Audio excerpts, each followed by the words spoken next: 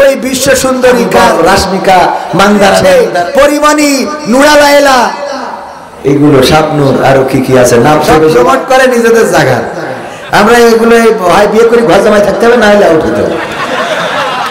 কোত্থেকে এলো? যাক আলহামদুলিল্লাহ আমার ভাই জান ইসলামের জন্য কবুল করে নিন, বলেন আমিন। সম্মানিত ভাইয়েরা আমার, আমি আলোচনার লাইনটা কিছুটা হলেও একটু তার কেটে গেছে। তার কেটেছে না মানে মাইক্রোফোনেরও তার কেটেছে, লাইনেরও তার কেটেছে। তারপরেও আলোচনা তো করতেই হবে। যেই কথা দিয়ে শুরু করেছিলাম সেটা ছিল যে আমাদের চেয়ারের বড়াই, ক্ষমতার বড়াই চিরদিন থাকে, আমাদের চেহারার বড়াই, চেহারার সৌন্দর্য চিরদিন থাকে না। যেই মেয়েটা অসংখ্য ছেলের ভুল পথে নেয়ার কারণ, সেই মেয়ের চোখও একদিন ঘোলা হয়ে যায়, চুল একদিন সাদা হয়ে যায়, চোয়ালে একদিন ভাঁজ পড়ে যায়, সোজা মানুষটা কুজা হয়ে যায়।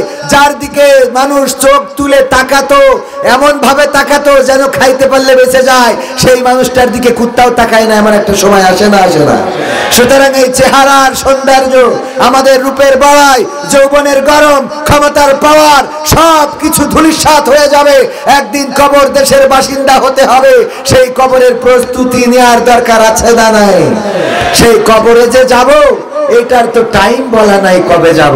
মুরব্বী যারা আছেন এখানে, অনেকের আপনজন কাছের মানুষ চিরজনমের মতো বিদায় নিয়েছে, অনেকের সন্তান আগে চলে গেছে বাবার কাঁধে খাটিয়া, অনেকের স্ত্রী আগে চলে গেছে বয়সে অল্প ছিল, অনেকের মা বাবা বেঁচে আছে কিন্তু কলিজার টুকরারা নাই। আসার সিরিয়াল থাকলেও যাওয়ার সিরিয়াল নাই, সবাই জানি কিন্তু মানি কি? বলেন মানি? বাবার লাশ কবর দিয়ে এসে সন্তান খানিক পরে চায়ের দোকানে কাঠ খেলায় মেতে ওঠে, ওঠে না? ওঠে না? বাবাকে মাটি দিয়ে চায়ের দোকানে এসে পরিমণি নুরা লায়লা এগুলো স্বপ্নুর আরো কি কি আছে নাম তো বেশি বলা যাবে না, নাম বললে আবার ঝামেলা। নাম বললি আমার দেখলাম মুহতারাম শ্রদ্ধাভাজন উস্তাদজি শায়েখ মুজাফফর বিন মাহসিন হাফিজাহুল্লাহ, উনি তওবা করাচ্ছেন সহিহ হাদিসের ভিত্তিতে। আমির হামজা কোন নায়িকার নাম বলেছে আপনারা হয়তো অনেকেই জানেন, আমি আসলে নায়িকা চিনি, উনি দেখা হয়নি, কথা হয়নি কোনোদিন। এই নায়িকার নাম বলেছে, ওনার কাছে প্রশ্ন দিয়েছে যে উনি বলেছেন আল্লাহর নাম করে একটু তাকাই দেখবেন। তার থেকে সুন্দরী ছিল হাওয়া আলাইহিস সালাম, মরিয়ম আলাইহিস সালাম, সারা আলাইহিস সালাম, খাদিজা রাদিয়াল্লাহু তাআলা আনহা, ফাতেমা রাদিয়াল্লাহু তাআলা আনহা। এই কথা উনি বলতে যে ওই বিশ্ব সুন্দরী কার কি নাম, আমি রাশমিকা মান্দারা না ইন্দারা এরকম নাম হয়ে থাকতে পারে, এই নাম বলেছে। বলার পরে এখন এই নাম উনি চিরকুটে পড়লেন না, না পড়ে কি করেছেন, উনি বলতেছেন যে সব পশ্চিম মুখ ফিরে, পশ্চিম কিবলা কোন দেখি, তো এই কিবলা মুখ ফিরে কান ধরে তওবা করেন। আচ্ছা এইটা কোন হাদিসে আছে আমি আজ পর্যন্ত খুঁজে পাইনি যে তওবা করার জন্য কিবলা মুখ হতে হবে আর কান ধরে তওবা করে। ওরা তো সহিহ হাদিসের বাইরে যায় না, ঠিক না বে ঠিক? তো শায়েখ আমি বলতে চাই আপনি মুহতারাম আমির হামজা হুজুরকে এমন ভাবে উপস্থাপন করেছেন, একজন আলেমে দ্বীন তার মুফতি টাইটেলটাকে আপনি উপহাসের ভঙ্গিতে দেখেছেন। এই উপহাস করাটা আপনি কোন হাদিসে পেয়েছেন একটু জনগণকে জানাবেন। হাদিসের কথা বলেন, হাদিস মানার কথা বলেন। গীবত ছাড়া আপনার আলোচনায় কিছু পাওয়া যায় না, অপরজনের পিছনে লাগা ছাড়া আলোচনায় কিছু পাওয়া যায় না। আমার আল্লাহ বলেছে ইয়া আইয়ুহাল্লাযীনা আমানু লিমা তাকুলুনা মা লা তাফআলুন, ও ঈমানদারেরা এমন কথা বলো না যা তোমরা কাজে পরিণত করো না। তোমরা রাসূলের হাদিস মানো না, আবার আহলে হাদিস নাম ধরে বসে আছো। আমার রাসূল কাউকে গীবত করতে শেখায় নাই, আমার রাসূল কাউকে কারো নাম কারো টাইটেল উপহাস করতে শেখায় নাই। তোমরা উপহাস করো আর নায়িকার নাম বলার সাথে সাথে তুমি চিনে ফেললে তুমি কোন আল্লাহর ওলি, কথা কয় না। সিনে ada orang dulu duduk di Malaysia, ada orang boleh angkat tangan, satu orang, ada lagi ya boleh angkat tangan, ada belakang Ustadz saya nama Syahidul Islam. Syahidul Islam bhai, abang saya dia dulu duduk di Malaysia, saya punya Ustadz dia. You ada paham kan? Itu paham. Itu dua orang paham. Paham. Lain orang tak paham kan? Saya apa cakap? Dua orang belakang ada satu orang, tiga orang saja paham, lain semua orang tak paham. Saya apa cakap? Betul ya bang? Ya. আমি বললাম যে আমি যা বলছি এই কথাটা এখানে শুধুমাত্র 3 জন ব্যক্তি বুঝতে পারছে, বাকি সবাই কেউ কিছু বোঝে নাই, ঠিক কিনা? এই 3 জন বুঝলো কেন? কারণ ওই 3 জন মালয়েশিয়ার হাজি। কিসের হাজি? তো রাশমিকা মান্দারা নাম বললে তুমি যদি বুঝে ফেলো, তাহলে তুমি তো ওই আহমেদ হাফজা থেকে বড় হাজি। কথা কয় না, তুমি কোন হাজি আমার সেইটা বুঝাও।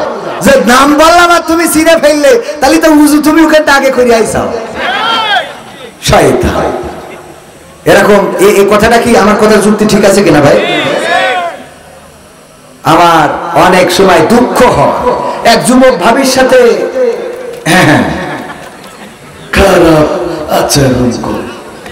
ভাই বিদেশে থাকে, তো আমার আব্দুল্লাহ সিদ্দিকী ভাই, ভাইজান, তারপরে আমাদের মুশফিকুর ভাই, ইমরান ভাই বললো এই অপরাধ তো হইতে দেওয়া যায় না, কি করা যায়? তো ওরে আটকাইতে হবে। এবার যদি ভাবির ঘরে ঢুকবে, দরজায় যাইতে এমনি।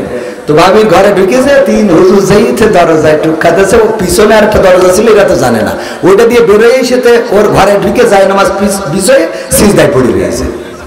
তো ভাইরা বুঝতে পেরেছে, পিছনে দরজা দেখেছে, ঘরে যেয়ে ডাকতেছে, এই মকসে ওঠ, দাদা হুজুর আমি সিজদায় তাহাজ্জুদে চতুর্থ আর সাজিমে পৌঁছে গেছি করে। তারপর সে তো ঠিক আছে, তুই তো পীর সাহেব আমরা জানি, আল্লাহর ওলি, তো তাহাজ্জুদ পড়তেছি। বলছে তাহাজ্জুদই পড়ি, 80-90 রাকাত না পড়ি শুতে যায় না। বলছে মানলাম তুই তাহাজ্জুদ পড়িস, পীর সাহেব ওলিয়া উলিয়ার পর্যায়ে পৌঁছে গেছিস, তা তোর স্যান্ডেল জোড়া ভাবির খাটের নিচে কেন?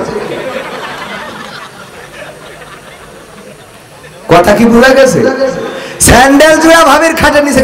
তো রাশমিকা মান্দারা নাম বলেছে আমির হামজা, মানলাম যে আমির হামজা খারাপ, তা তুই বুঝলি কেন? কথা কয় না। তুই তো মনে করবি এটা মনে হয় হাদিসে আমপারাত থেকে কিছু বললো কিনা, নাকি? কারণ অনেকেই যারা বোঝেন, একবার এক যুবলীগের নেতা ওই খালি আওয়ামী লীগের বিরুদ্ধে ওয়াজ করতেছে, বক্তাকে তো কাজী আওয়ামী লীগের বিরুদ্ধে কথা বলে আছে অনেকেই। তো এখন বলছে হুজুর আপনি শুরু করেছেন কি, আপনি তো কাটি খুলি দেবো, বাড়ি দেখতে পারবেন না, গাড়ি ভেঙে ফেলবে। তো বলছে অসুবিধা নেই, মুনাজাতের সময় ঠিক করে দেবেন, তো দোয়া করে দিন। তো মুনাজাতের সময় দোয়া করছে, আল্লাহ রব্বানা আতিনা ফিদ দুনিয়া হাসিনা ওয়া ফিল আখিরাতি হাসিনা ওয়া কিনা আযাবান নার। আচ্ছা যাক, তো হুজুর তো ওলিয়ার পয়সা পৌঁছে গেছে। আজ ইনারা একবার আরবিতে নাম ধরে দোয়া করে। যারা বোঝে না তারা তো এরকম বসবে, ঠিক কিনা? তো নাম বললো, তুমি বুঝে নিলে, তুমি কে? তুমি বুঝবা কেন? তুমি যদি আল্লাহর আউলিয়া হও, এই নামের সাথে তোমার পরিচয় থাকার কথা নয়। আর যদি তুমি মনে করো এই নেটের যুগে, ইন্টারনেটের যুগে এসব নাম জানা যায়, তো আমির হামজা জানলে তোমার চলে কেন? ঠিক না বেঠে? তার মানে হলো তোমরা যার পিছনে লাগতে চাও, তার পিছনে মন চাইলেই লাগে। কবির বিন সামাদ নাটক করে ওয়াজ করতে, তোর বাপের কি? ওয়াজ করলে টাকা পাওয়া যায়, খাওয়া হয়, তুমি করবো না কেন? কথা কয় না, ঠিক না বে ঠিক? ও তোমরা বড় লোক খাওয়া, আর কবির ভিক্ষে করি খাবে রেল গেটে।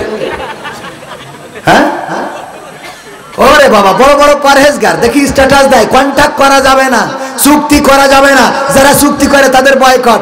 আবার দেখি 3 দিন পরে স্ট্যাটাস দেয় যে এখন থেকে চুক্তি করা ছাড়া কোনো মাহফিলে যাবে না। কেন? তা খাম দিয়েছে, তার মধ্যে 300 টাকা।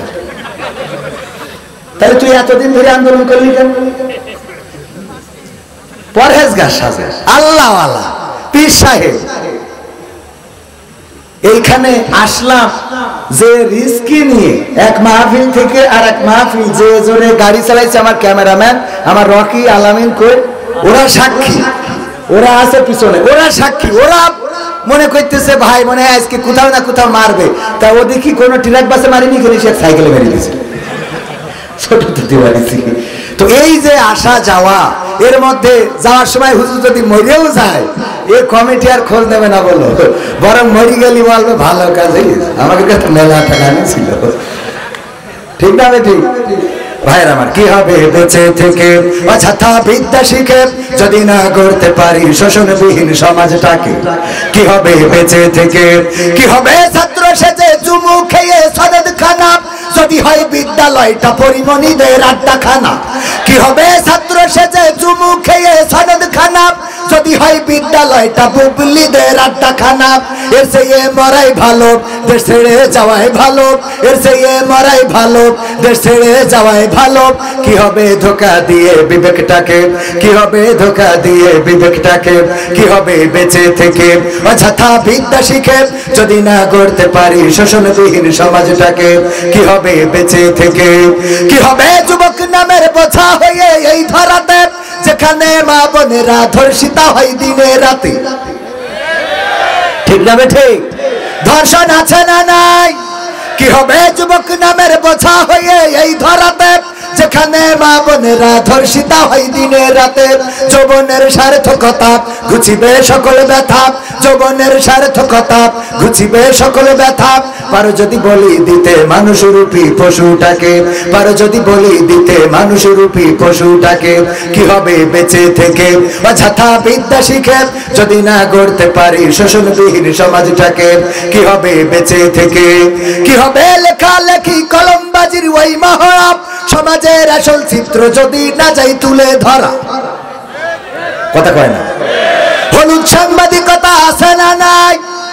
আমার দাদার দেশে সাংবাদিক আছে, স্টেজের পরে লাফায়, স্টুডিওতে লাফায়, বলে আমি আজকে কোনো জোরে কথা বলবো না, এই বাংলাদেশ থাকবে না, ইত্যাদি ইত্যাদি কথা। আর আমার দাদার দেশে কত প্রোপাগান্ডা চালালো, এই দেশে নাকি হিন্দু নির্যাতন হচ্ছে, এই দেশে নাকি মুসলমানেরা হিন্দুদের আগা কেটে দিচ্ছে। কোন জায়গায় ঘটেছে? ওই দেশে প্রচার হচ্ছে, এটা জানেন কিনা? বলছে চলো চলো ঢাকা চলো। কেন চলো? সংখ্যালঘু নির্যাতন হচ্ছে, আমরা প্রতিবাদে ঢাকায় যাব, চলো চলো বাংলাদেশ যাব, এই বলে রাজনীতির মাঠ গরম করতেছে। ওগো আমার ভাইয়েরা, আমরাও বললাম আইসো, আমরা কেসি নিয়ে দাঁড়ায় আছি বর্ডারে, আইসো কাঠপোয়া ঢুকাবো, পাখাবো ভাই যাও। এই দেশ স্বাধীন করেছি